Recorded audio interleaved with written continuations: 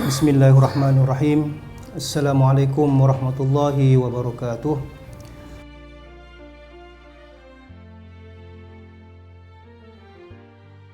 Man shoma ramadhana imanan wahtisaban ghufira lahu ma taqaddama min dhanbih.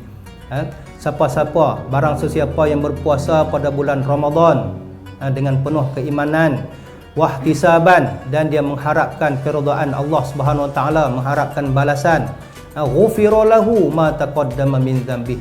Dia akan diampunkan dosa-dosanya yang telah lalu. Inilah kehendak kita.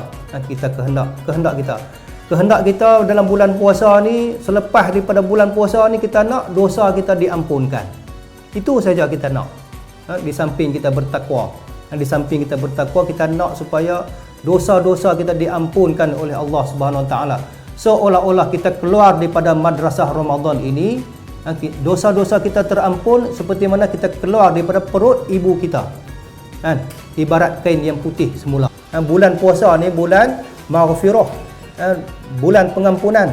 Allah SWT akan cari, setiap kali nak berbuka puasa, Allah SWT akan ampunkan dosa orang-orang yang sedang berbuka puasa.